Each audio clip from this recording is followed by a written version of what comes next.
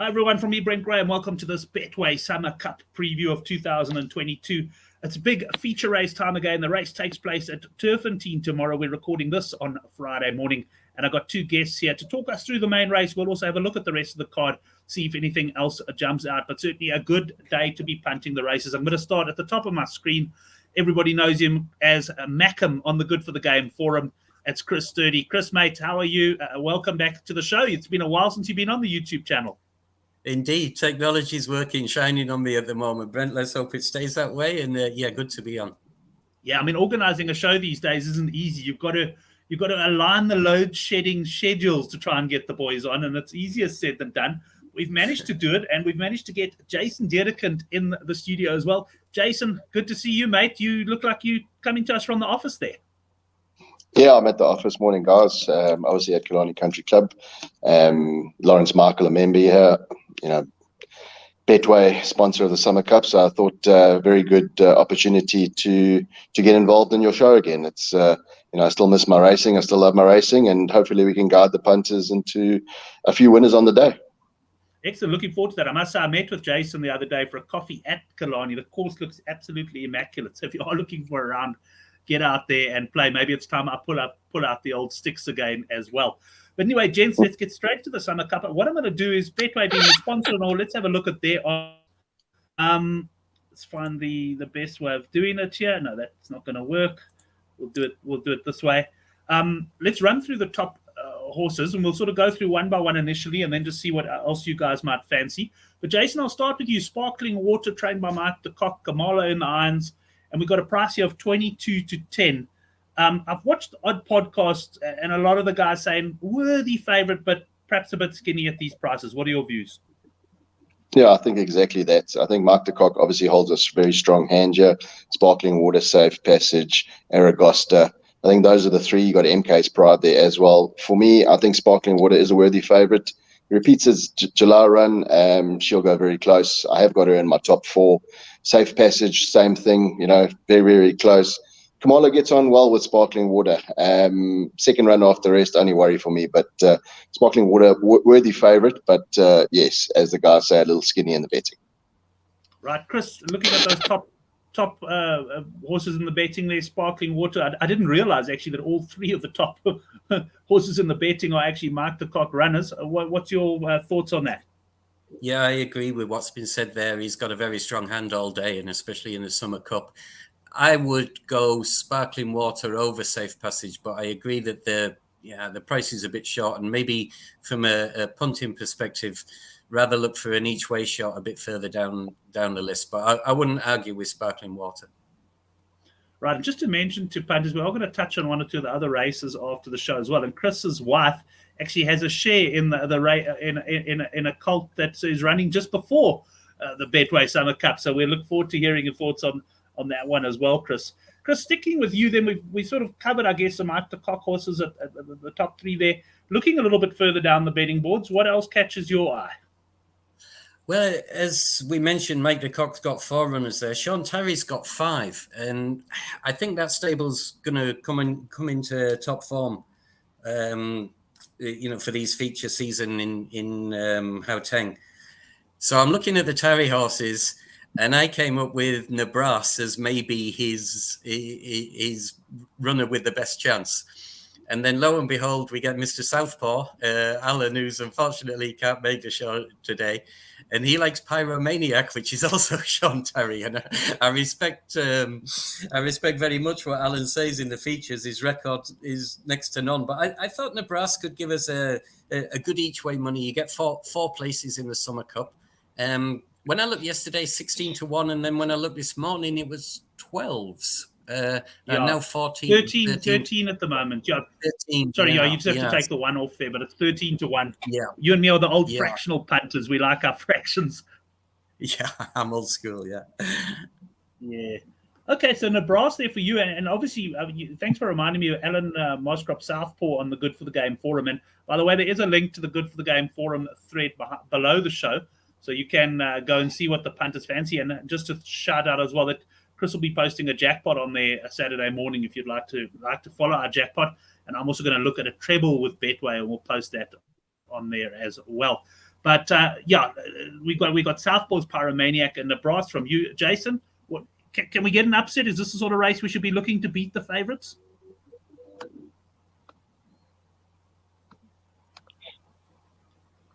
Brent, sorry, my signal here is not great. I apologize if you're talking to me. No problem. I was just asking. We can hear you loud and clear. It's probably you just probably can't hear me. But is this a race where we should be looking a bit further down the boards to beat the favourite? What do you like?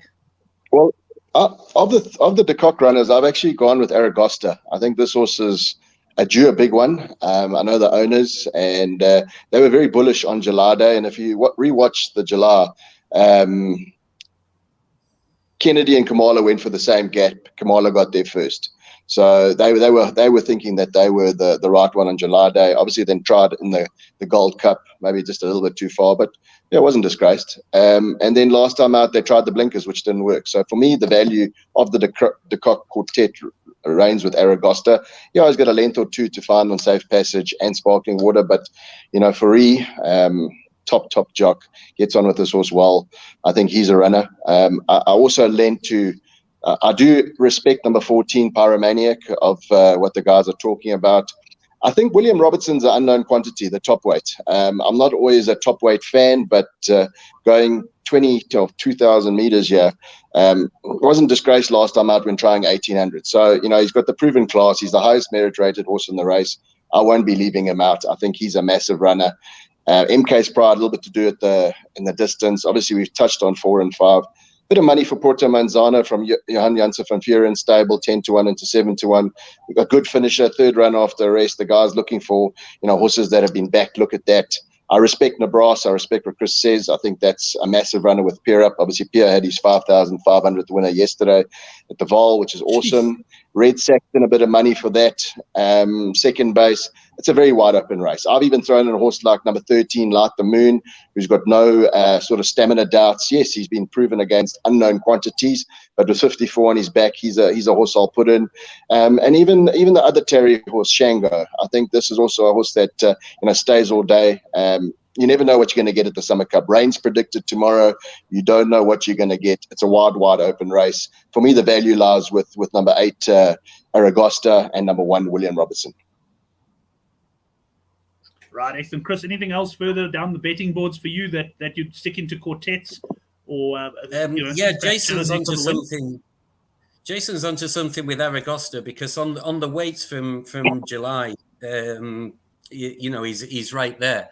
And I didn't realise about the blinkers last time out. That's what put me off Aragosta, was I didn't think his previous run was enough to give us encouragement to include him. But certainly if, on his day and at the weights, he could be right there.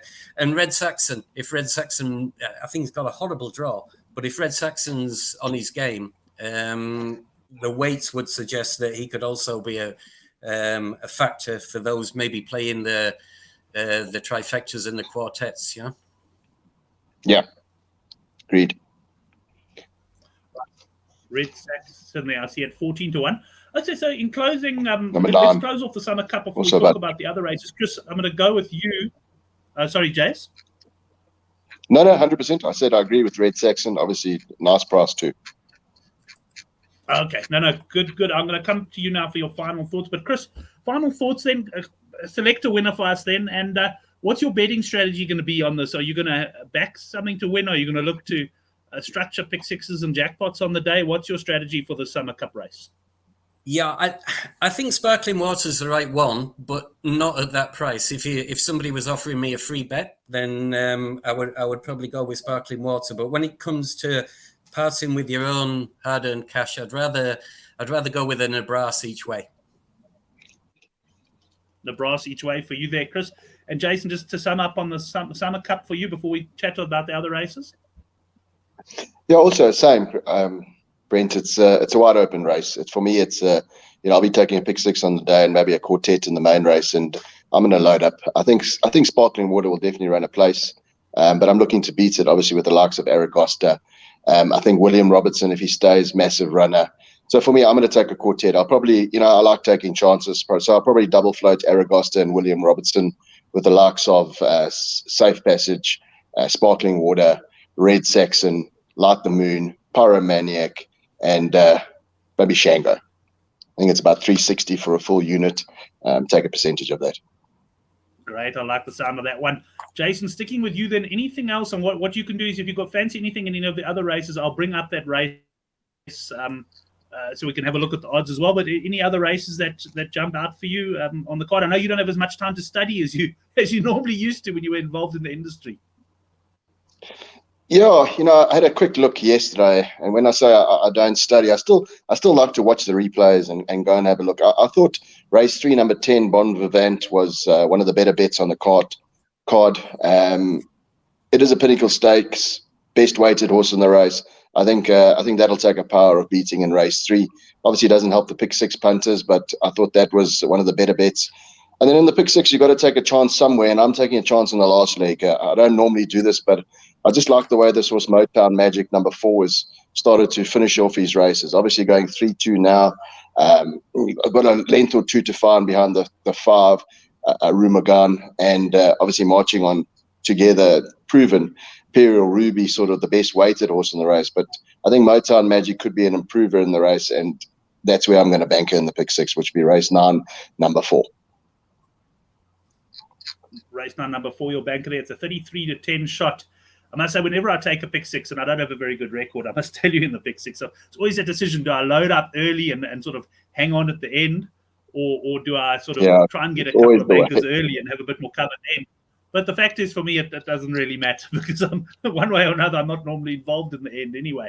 Chris, yourself, what stands out for you on the card? First of all, in fact, let's start straight away by talking about what without doubt for you is the big race of the day, and that is just before the Summer Cup. I think I'm pulling up the Summer Cup here by mistake. Yeah, it takes place at 2:30. Is it the Dingons or? Yeah, the Dingons, grade 2, and you've got the third favourite here, Royal Victory, at 13-2. Yeah, we have a small share in this boy, in the wife's name, and he's done us so proud. I mean, exceeded all expectations that we could possibly have hoped for. Second to cousin Casey twice in grade 2s and grade 1s in the Durban feature season. Won his maiden. He's never been further back than third. And in the Graham Beck Stakes, just around a month ago, this was his comeback run. He hadn't run since the end of July. And it was his first look at Turfontein. He only travelled up the day before, which is quite a journey in a horse box, Durban to Joburg. And he was looking around a little bit, but handled it quite well. Now he knows Turfontein. He's blown away the cobwebs. He was third in that race, and we're expecting a big run. Excellent. And I would say a fairly nice price there, 13-2, Chris. No doubt you've already taken some of that. You see, the one to beat here, Brent, is Shoemaker, and deservedly so. And I'm not putting anybody off Shoemaker. That was in front of Royal Victory in that same race. And there's lots and lots of similarities. Shoemaker was always also coming back from a break. Both horses will prefer the 1600 as opposed to the 1400, which they ran over that day. And Shoemaker didn't really get the run of the race, finished like an absolute train. And another few meters, he would have collared the winner, Anfield's Rocket, who's not running in the Dingans. And there's money for another Mike de Kock horse, East Coast, which I respect. But we were talking about having to go light somewhere in the pick 6s and the jackpots, because I also want to load up in the Summer Cup. And I think you can get away with Shoemaker and Royal Victory here. Excellent. Lovely. We're looking forward to that one. I can't wait to watch the race. Always nice when you know someone who's got some sort of a share in the race as well.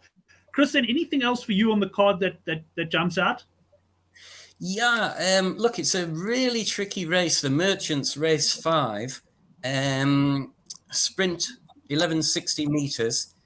I don't know, maybe Jason can confirm my suspicions here, but you're probably looking for a middle to high draw, and one that I think was drawn 7. I'd preferred it to be a little bit high. Full Velocity of Sean Terry's. It was touched off by Gobsmacked, who runs earlier in the day, so there might be a pointer there. And he was giving Gobsmacked, who's absolutely no slouch, 7.5 kgs. I like Full Velocity. But you've got to respect, again, Mike de Kock with Desert Miracle, who has got a high draw. And I think he's currently around 15-10 favourite, something like that. But I thought full velocity will give me a nice run. Other than that, Brent. Right, excellent. Yeah, I see Betway, the win price is not up here at the moment. Yeah, about 7-1, Brent. What price for full velocity? What price were we expecting full velocity to be, Chris? Yesterday I saw 7-1. 7-1. It'll probably come back around that, I would imagine. Yeah. Take swingers and exactors with my value bet there, which I'll race you for a beer with Chris. Number 9, Kayla's Champ. 9 drawn 9. I saw a nice weight turnaround with that one, where that would put. I think that's around. Obviously, the 3 they're very difficult to beat. If he brings his best sprint form, but we're always looking to beat some of these odds-on shots or close to odds-on. So yeah, for me, I respect. I'm definitely putting full velocity in my top 4. I've gone 9, 3, 4, and 1. I think Big Burn, don't leave that out either. I know he's drawn on the inside, but the talented horse. Yeah. Yeah, I thought he had it all to do from draw 1, but you got to respect Big Burn. Yeah, race 8, Brent. In race 8, I quite liked a horse called Give Me a Shot. There's some 3-year-olds here down at the bottom of the card, but at the top of the betting boards, Miss Daisy, Feather Boa, and Give Me a Shot. They ran against each other on the 29th of October, and there was only about half a length between the 3 of them. Give Me a Shot on that day had the worst of the draw. I think it was 9 of 13. I fancy that he might just get his head in front of those other 2. And if it proves too much for Under Your Spell to give them big chunks of weight, then maybe Give Me a Shot might be the right one. But I wouldn't say a confident selection. Nice price of 9-2. Yeah, race 9, again, the Mike de Kock theme, as Jason mentioned, with Motown Magic. I gave a Rumagam a chance there. KZN based, but has had a run on the high felt and won first time out. It's probably paid the price for that in terms of its merit rating. But I think, to go up from KZN and win first time at Turfontein, that one's heading in the right direction, but not necessarily a strong fancy. Race 3, Castletown, each way. That's where we've got Bon Vivant of Jason's. I think Castletown will give a good run, and he'll be in the first 3. And that's a 6-1 shot, I think. Making notes. Right, excellent. Well, let's run through, Jason. I've got your best bets that you sent through just before the show. So I know you've gone through them obviously now, but we've got the race 3 and the race 9 there. Well, what sort of price would you expect to get the double there? I think it works out at about 9-10-1, if I'm not mistaken. I think actually no, probably about what's that? 3 times 4, about 10-1. You can get the double. I think Bon Vivant's about 5-2, Motown Magic 33-10. I think that's a decent double. I respect Castletown. I respect Forever Mine, but I think Bon Vivant is it's the right horse in the race for that. And then Motown Magic at the back. Like I said, I think. I regard him as a runner, but I just think Motown Magic's got a little bit more to come. A little bit, trying the 3-2. I think that's where it's unknown quantity, but for me, I always like a little bit of those anomalies. Right, and then just to confirm, your value bet is Kayla's Champ there in the 5th. Yeah, that's correct. Race 6, number 9, Kayla's Champ, or race 5, number 9, Kayla's Champ. In the 6, Chris touched on Royal Victory and Shoemaker. If you look past those 2, then you've got to include Thunderstruck, East Coast. Even Union Square was also touted as a very decent de Kock horse early on in the season. So it's if you're going to go low there, definitely 3 and 9 are the 2 that you got to put in. Excellent. Well, if you are opening an account at Betway, please log through. First of all, you can have a look at all the horses that are good for the game. You can click on any of the Betway links there. Or if you do get onto the site manually, then go to betway.coza and sign up with the GFTG promo code. There's some nice first deposit bonuses and that up for play there. Chris, close us off then with your sort of summary and probably main bet of the day? I think I know what the main bet of the day is going to be. The glasses might be rose tinted, but I'm going to go with our boy. His trainer's done an absolutely unbelievable job. The last run was all about preparation for today, and he's stayed up in Joburg since that last run. So yeah, I'll go each way Royal Vic as my best. Maybe a place treble, the makings of a place treble here. Royal Victory, you probably get about 12 to 10 for a place, maybe a touch more on race day. Castletown, probably around even money for a place. Full Velocity, likewise. Give me a shot, maybe 9 to 10 for a place. There's 4 places there for me. Royal Victory, Castletown, Full Velocity, and give me a shot. Well, Chris, what I'm going to do is I'm going to touch sides with you later. I'm going to take that on my Betway account, and then I'll actually post to follow my bet, and I'll put that out on Twitter. And I think I'm going to throw a little bit of a promo competition in there. I haven't thought what it is yet, but look out on Twitter for that. And because I think a nice place multiple is definitely the way to go. Yeah. But Chris, thanks very much, mate. Great having you on the show. Pulling for you at 2:30 tomorrow afternoon. I can tell you that I'll be warming up for my poker game. My money will be firmly on your boy there. Looking forward to it. My engine will be running as soon as I wake up, Brent. It's a big day for us. So, yeah, let's hope so. And let's hope there's no hard luck stories. Respect to the opposition, not just Shoemaker. But yeah, we're a player. Excellent. Well, when Chris says his engine's running, it means he cracks his first beer nice and early in the morning there. So I'm sure it's going to be a very good day. Jason, yourself, thanks a lot, man. You're working this weekend, I imagine, as a manager there of Kalani. There's no rest for you, man.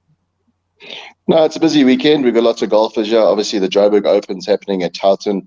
So a lot of their guys are over here enjoying a round with us. So, yeah, it's always hands on deck. But looking forward to watching the Betway Summer Cup. And, yeah, just well done to Lawrence Michael and the guys for getting involved there. It's nice to see these bookmakers giving back to the game. And just looking forward to taking a nice small percentage pick six and watching for the day. Excellent. Well, looking forward to seeing that as well. Just a reminder, yeah, log on to the forum. We'll have all of these bets posted on the forum, certainly by Saturday morning. But Jason, from your side, great to have you back on the show, and look forward to a coffee or a meal or perhaps a beer at Kalani soon. Yeah, well, you still owe me 2 beers, Brent, and lunch. So I'm in your hands anytime. I must say, I've got to say one thing about you, and maybe it's true of all horse racing guys. Unbelievable memory. Never forget. Never forget. Excellent. Thanks, everyone. Thanks for watching. If you do like the show, please subscribe. We're going to have plenty more YouTube videos coming in the new year. We're going to be growing that quite a lot. We're also looking at the casino side of things on another channel. So we do appreciate your support there. Enjoy the Summer Cup, and let's hope we all make some money.